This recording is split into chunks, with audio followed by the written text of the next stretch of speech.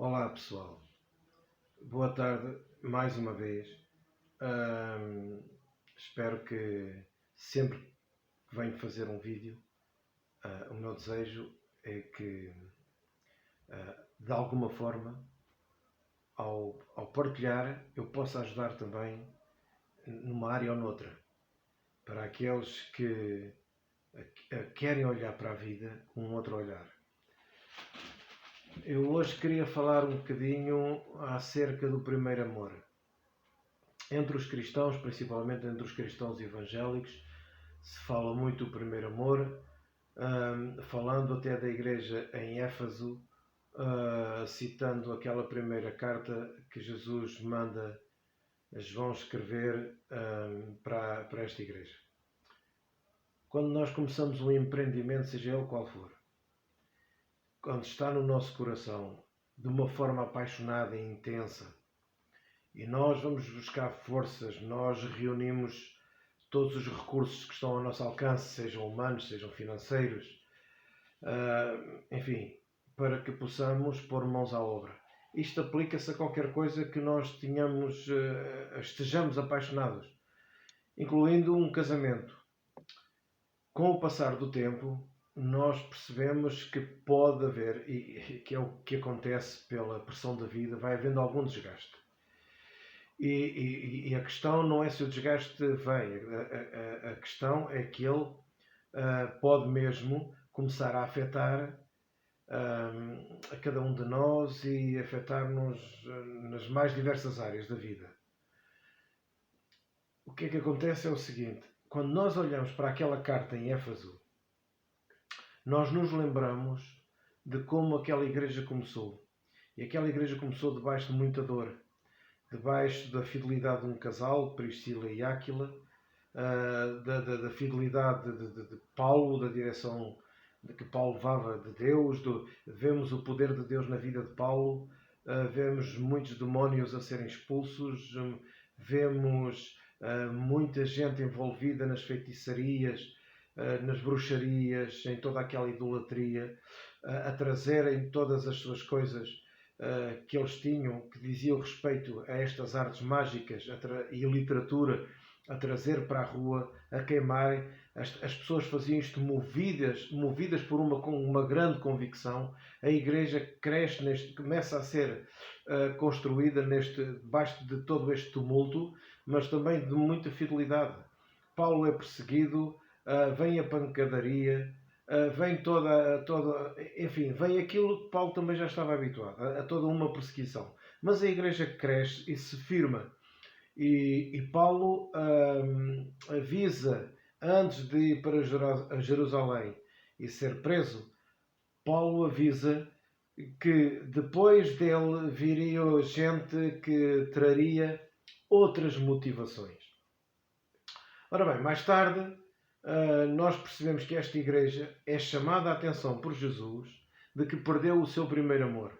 Era uma igreja organizada, era uma igreja que praticava boas obras, era uma igreja que tinha discernimento em falsas doutrinas, mas era uma igreja de que Jesus chama ao arrependimento por causa do primeiro amor. E Jesus diz: volta a praticar as primeiras obras.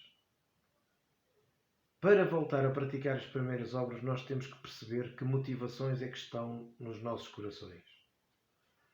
Aqui é que está a questão, porque Paulo tinha prevenido de que, de facto, havia homens com outras motivações, com outras intenções, com outros propósitos.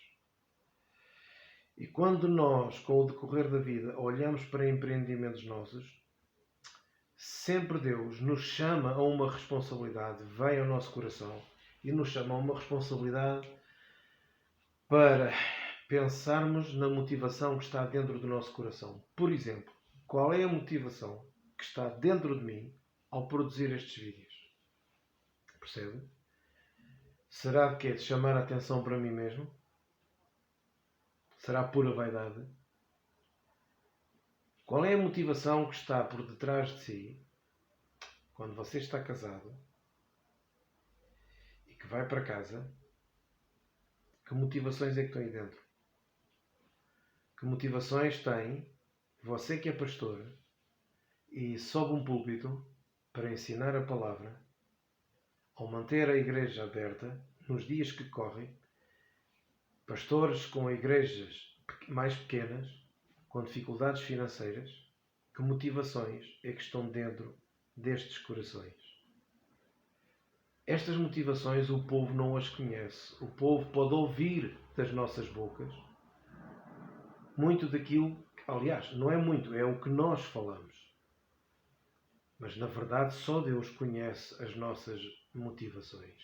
E a verdade é que nós vamos passando por um crivo e vamos sendo peneirados e vamos sendo testados e de alguma forma vamos sendo moídos para que haja de facto uma purificação dos nossos propósitos. Quando me levanto de manhã para ir trabalhar, qual é o propósito que vai dentro de mim?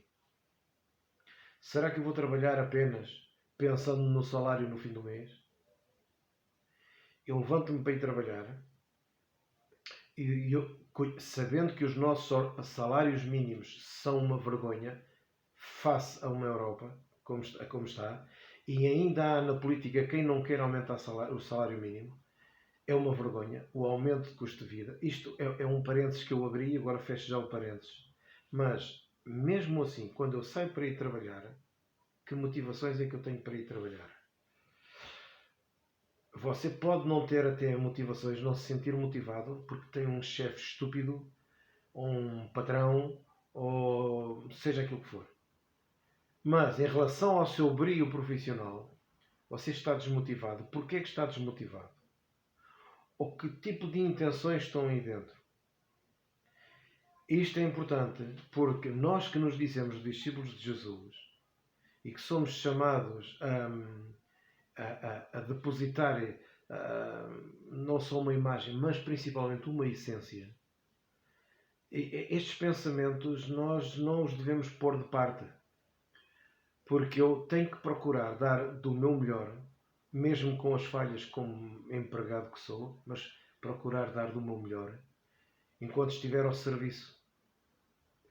Você pode dizer assim, então, mas isso não é fácil. Olha, a quem você está a dizer, não é? Tenho 55 anos, a quem não é fácil. E já trabalhei o tempo inteiro na igreja e digo-vos que ao trabalhar o tempo inteiro na igreja, passei coisas maravilhosas, mas passei das piores coisas que nem cá fora da igreja encontrei. Encontrei canalhice, sacanice, que não encontrei cá fora, mas que também há. Mas pronto, isso tem a ver com o ser humano, cada caso é um caso. A questão é esta. Nós nos vamos desgastando. Nós vamos perdendo aquele primeiro amor. Então o que é que nós vamos chamar ao primeiro amor? E se Jesus nos chama, nos incentiva a praticar as primeiras obras, como é que nós praticávamos as primeiras obras? Porquê é que nós falávamos de uma forma tão apaixonada? Porquê é que nós nos levantávamos cedo e ao sair para a rua nós tínhamos outra motivação, percebe? E praticávamos essas obras com alegria, com paixão. Porque também, provavelmente, as motivações cá dentro eram outras. Eram outras. Nós batemos de frente com pessoas, todos os dias nos cruzamos com pessoas que são autênticos mortos-vivos, são zumbis, são vegetais andantes, são pessoas que procuram respirar para sobreviver todos os dias. E esta não é a vontade de Deus para nós. Nós somos chamados para viver, mesmo diante dos problemas, mesmo diante das dificuldades. E esta força vem de Deus. Praticar o primeiro amor, voltar ao primeiro amor, é nos lembrarmos das nossas motivações. Antes de nós olharmos à nossa volta e a ver o que os outros têm de errado, nós temos que fazer um exame constante. E não estou a falar de automutilação emocional, estarmos a culpar por tudo e por nada. Não, não é isso. Eu estou a falar de um exame de consciência. Pararmos para pensarmos, precisamos de respirar fundo, precisamos de perceber aonde é que nós estamos a pôr a pata na poça. se é que estamos. Como é que está o meu coração? Como é que estão as minhas emoções? Como é que está o meu equilíbrio ou desequilíbrio emocional? Se eu estou a sentir-me desequilibrado emocionalmente, eu preciso de falar com alguém. Eu preciso desta conectividade com alguém da minha confiança. Eu preciso de abrir o meu coração. Eu preciso de ouvir quem me ama. Eu preciso de ouvir quem está ao meu lado. Perceber onde é que estou a errar. Perceber o que é que eu estou a pensar errado. E olha, amigo, isto bate à porta de toda a gente. Não há estrelas. Esqueça a questão dos seguidores nas redes sociais. Não há estrelas. Todos nós passamos por isto.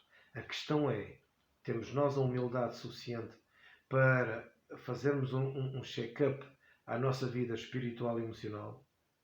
Temos nós a humildade suficiente para nos fecharmos num quarto, como Jesus disse, e falarmos com o Pai? Porque foi isto que Jesus nos ensinou. E isto em Lucas fala de uma pergunta que os discípulos fizeram. Senhor, não foi uma pergunta, foi mais um pedido. Senhor, ensina-nos a orar.